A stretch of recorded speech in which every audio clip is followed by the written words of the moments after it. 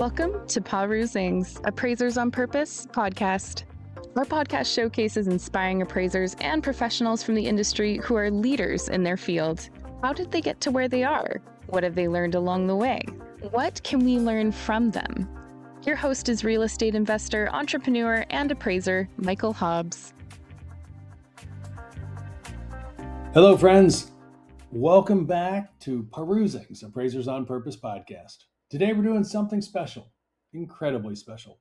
We're taking a brief pause from our normal format, and we're going to look back and celebrate the incredible journey over the past several years and over 13 seasons, totaling well in excess of 100 episodes in the vault. We've dug deep in these archives to pull out the absolute golden hits, the most powerful, game-changing insights on life, on leadership, on the profession, and on professional development.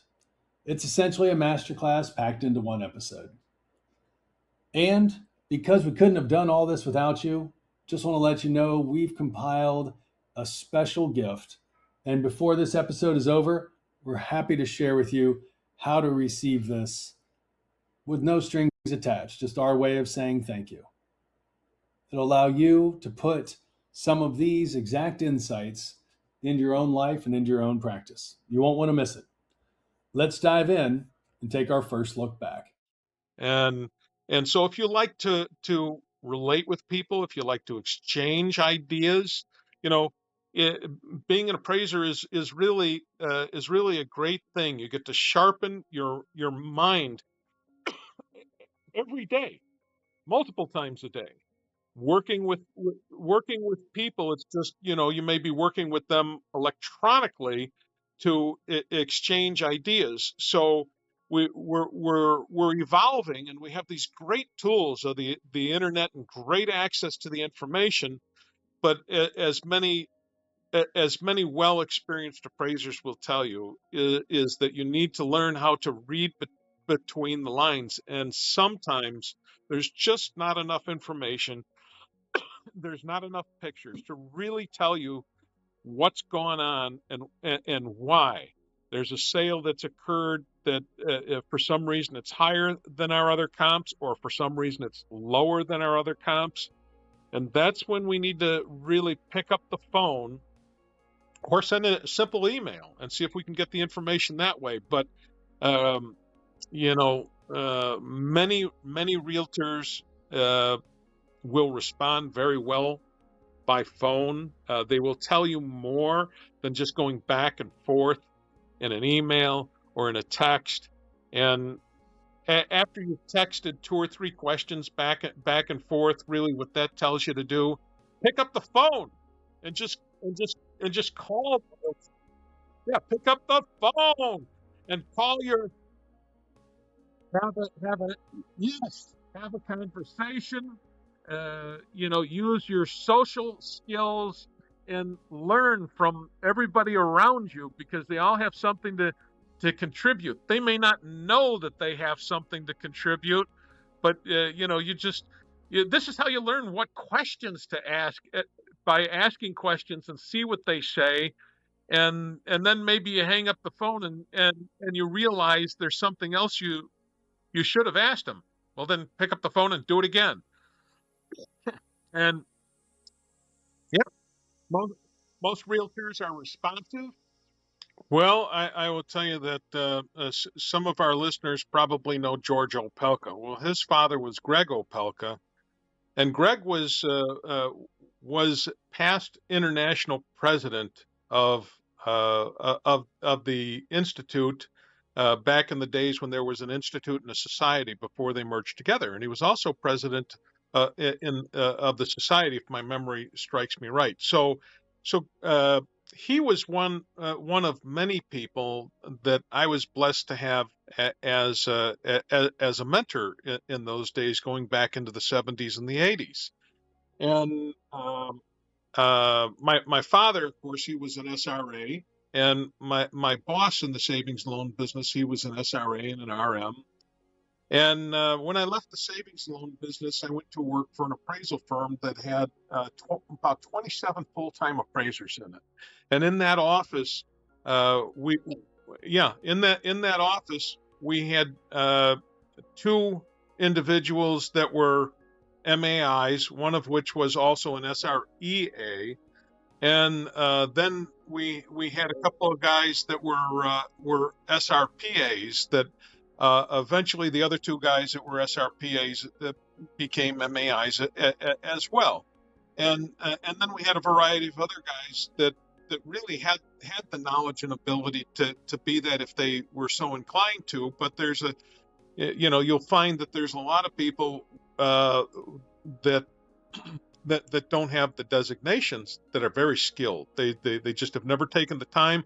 Sometimes it's because they work for firms and they have all the work that they need, and they don't really care about why an appraiser wants to join to a professional appraisal organization, because it's what networking is all about, and it's how you meet other appraisers. It's how you have good conversations. You learn from one another here. And, I would not have ever known Brad Ellis.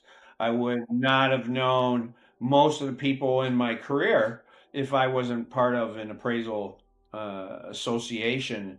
And unfortunately, we've had multiple generations of appraisers now who they've never even taken an appraisal class in front of people. It's all been online training. And a lot of the appraisers are only taking their mandatory minimum requirements to become a licensed or a certified appraiser. But back in the day, and even till this day, it was common practice to show up in person to an appraisal class and walk into an appraisal class with 20, 30, 50, maybe even 100 or 150 other fellow appraisers in there who are all located from your area. Attend a trade show where there could be 500 to 1,000 appraisers from across the country in there. And there's one of them calling right now. Just wonderful. And attend local chapter meetings. And so many opportunities have presented themselves, potential business, existing business. The best, in my experience, because I've been on both sides of that line of you're on the receiving end of changes that are being imposed on you, right? And that happens. And that is the natural instinct, is to pull back or be fearful. And to me, the antidote to that has always been leaning into it in action. And so, yeah, that'd be my encouragement to anybody, is you're right. That is a challenging time, and there's a lot of change coming down the pike. And I would just encourage anybody that's concerned about it to get informed and get educated, not through social media, but go to the sources and get educated and get informed. And you know what, for that matter, man, I'm happy to talk to people about that. And that, part of the role I fill as chief appraiser.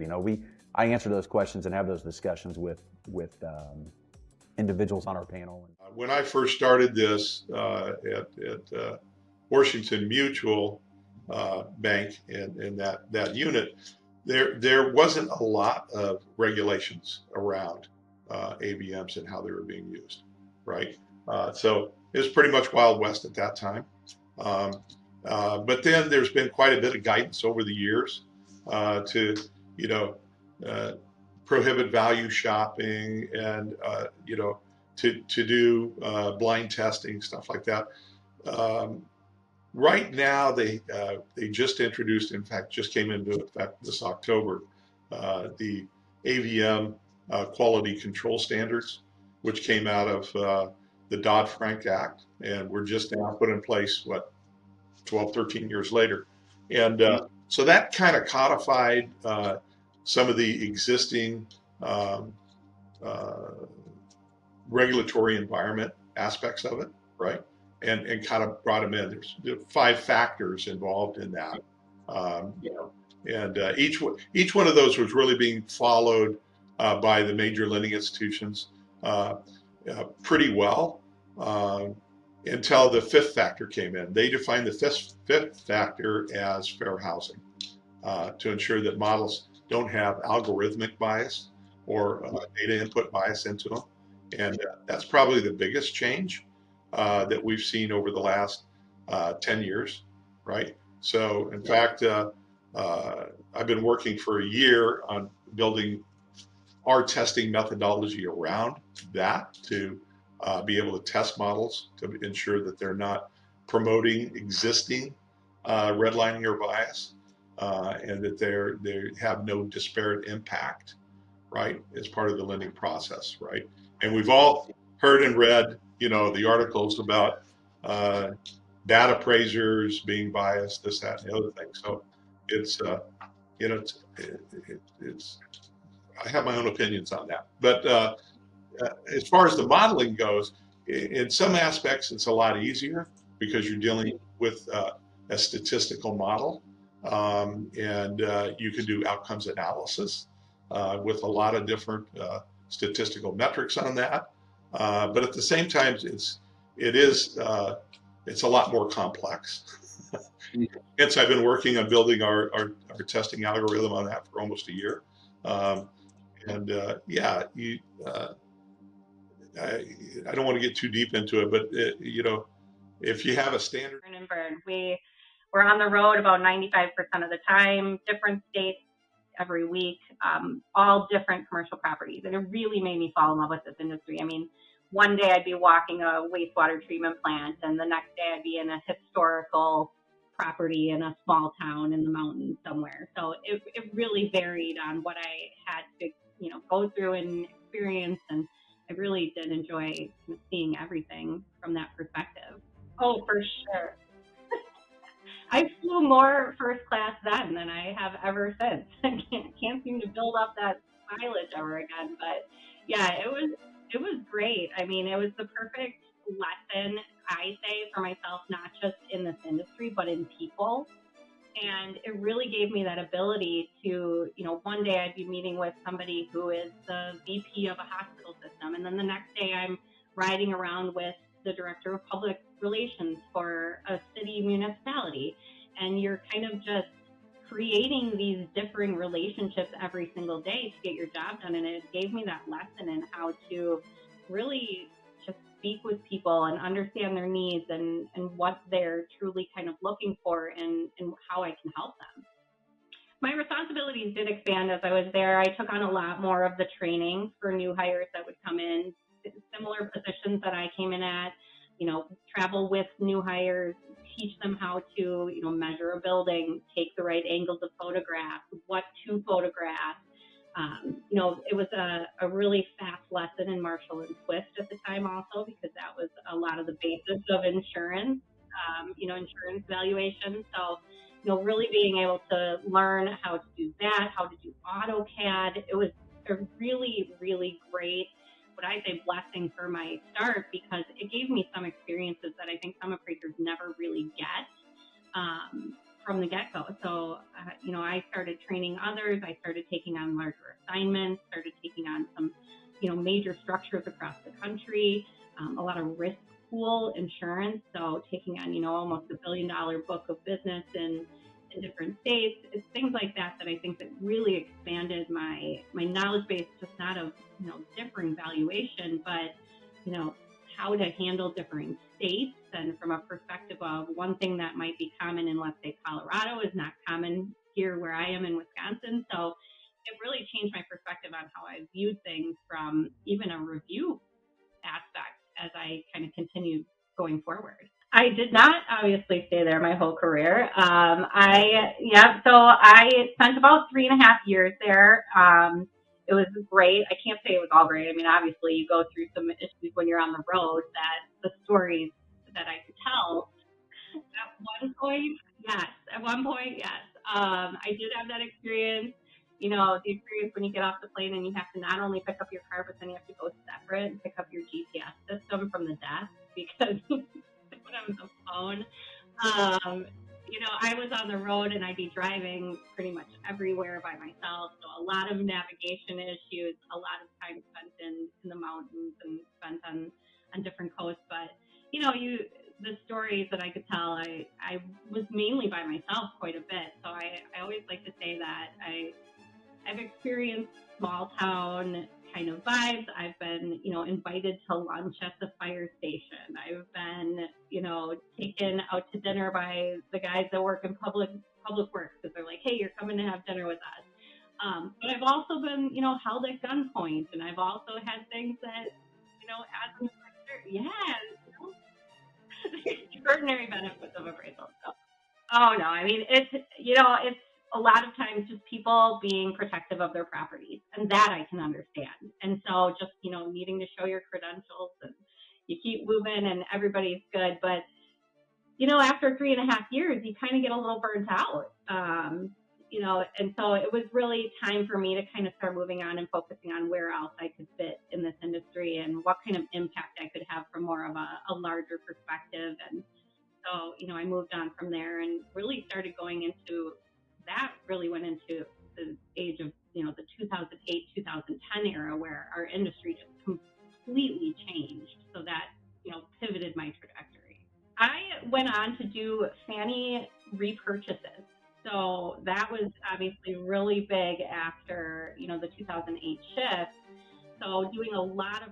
So, that was a learning experience. Not everybody's got the best interest of the county or the state or the municipality in mind when they do these sorts of things.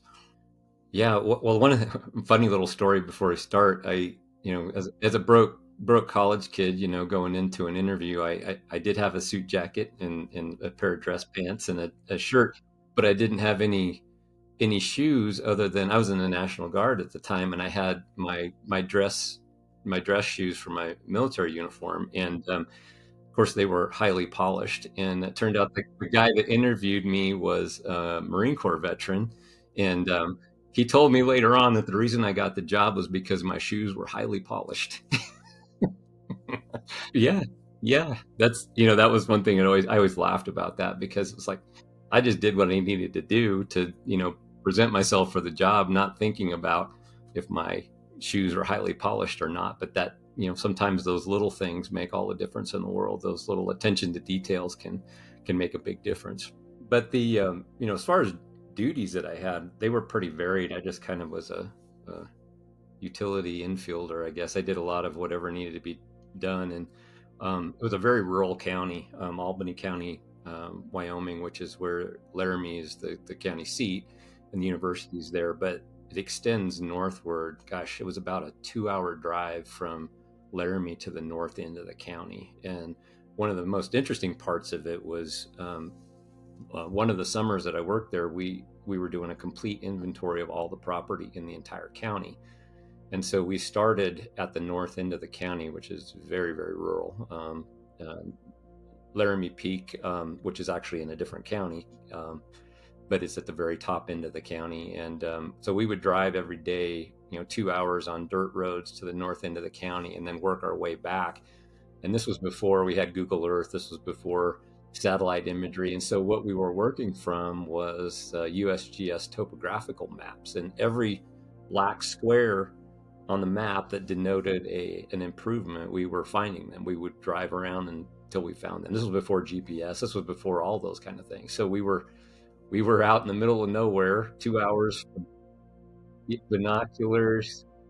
Yep, no telescopes, but binoculars for sure. And I think that summer we went through 5 tires on we had a Chevy Blazer, and we were constantly getting flat tires and having to go back to town because we didn't have a spare anymore, those sorts of things. So, and changing tires on a 30-degree slope in the middle of a sagebrush pasture is always an exciting adventure. But yeah, so we did that. Took us two summers to get the whole county done. There's just the 2 of us in one vehicle doing that work.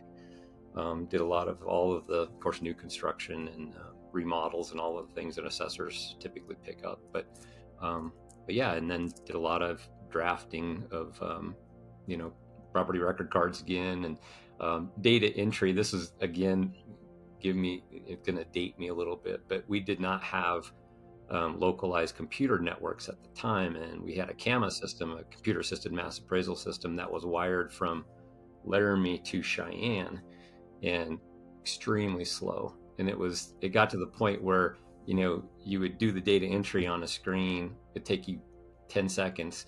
You'd hit enter, and then it would take sometimes like a minute before that data would go to the main server in Cheyenne and then come back to Laramie. And so it's like you could get up, go get a cup of coffee. Oh, my screen just refreshed.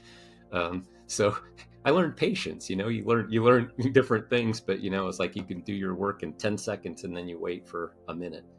But that eventually got resolved, and but it did a lot of data entry, and then verifying, checking, listening to appeals, going out, verifying information, presented in appeals, getting ready for County Board of Equalization hearings, just whatever needed to be done.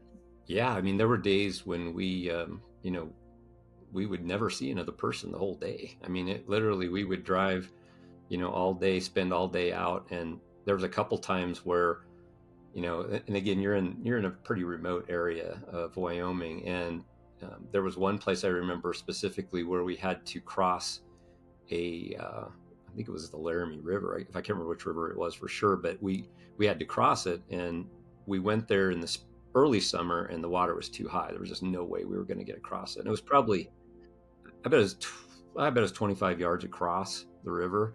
And there was a ford there where you could see where vehicles had come down and driven across. And so we waited till later in the summer to do that. And we had a full-size Chevy Blazer, 80s model, if you remember those, and pretty big vehicle.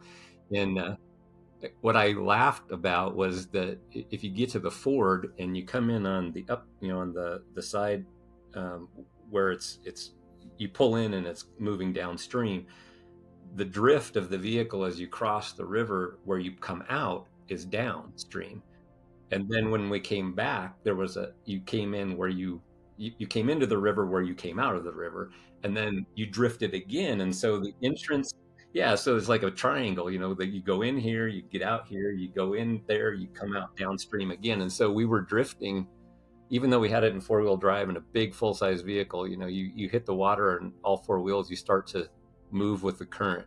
And obviously people had done this many times because you're moving with the current until you hit that takeout spot. So we got all the way back in there, and it was this abandoned ranch that must have been huge at the time. I mean, there were old bunkhouses. There was like 16 individual unit bunkhouses, so they must have had a lot of hired help back in there. And just interesting to see that it's still standing, and it's been not used for many years. But those kind of fun experiences, just kind of looking back. That same summer, we very close to getting caught in a flash flood in a different part of the county, coming home, and terrible hail and rainstorm, and decided to go ahead and try and push through. And we did, and we made it home safe. But the next day we went through, and the area we came through, there was debris hanging in the trees, like higher than our vehicle was tall. And so shortly after we came through there, it flooded, and it would have been probably a disaster if we would have gotten,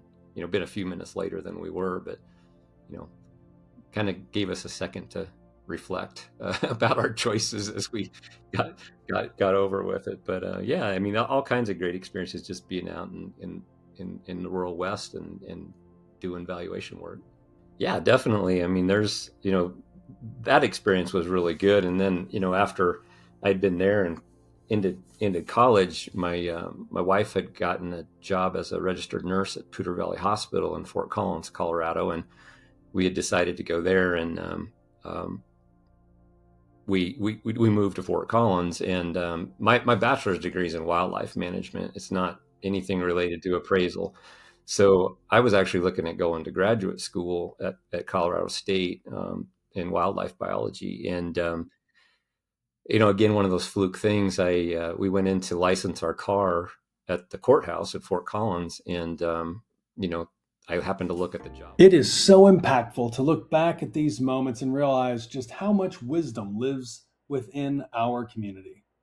Yes, the appraisal industry is continuing to evolve faster than it has in many years and decades before. But as these clips, some of these masterclass moments demonstrate the core of what we always do comes back to trust, leadership, and purpose. Now, as promised, let's talk about our small gift to say thank you to you. We thank you for being the backbone of this podcast, for continuing to generously share with others, providing a pathway for what's possible and a consideration for what might be next. So we've created this exclusive PDF. It summarizes all these top actionable takeaways from these past 13 seasons. To receive yours, simply click on the link in the description below or drop a comment with your favorite takeaways from today's episode. My team member will gladly get right back to you and make sure you have this in your possession. Before we go, just one big announcement, and that is while we are celebrating our history today, we're also building the future. So keep your eyes peeled for our upcoming announcement that the special upcoming season called The Legends Edition is in the works. Yes, we're bringing on some absolute titans of the appraisal profession, conversations you'll truly enjoy and cannot find anywhere else. Stay tuned. In the meantime, thank you. We appreciate you. You do what only you can do, and that is invest a little bit of your time with us here at Perusings so that we can have informative, engaging, and insightful conversations with peers. Until next week. Thanks for listening to this week's episode of Perusings, Appraisers on Purpose. We hope you enjoyed learning from the amazing professional paths and achievements of our beloved guests. Before we go, please subscribe on your listening channel, Spotify, LinkedIn, YouTube, and other podcast channels to hear more from appraisers and valuers regarding their life and their work. After you drop a comment below, who is one friend and peer you can generously share this episode with? If you have any suggestions or questions for future episodes, we'd love to hear from you. Just send us a message on LinkedIn and we'll be sure to get back to you. Thanks again for listening, and until we're together again for the next session of Perusings, Appraisers on Purpose, create the change that you seek.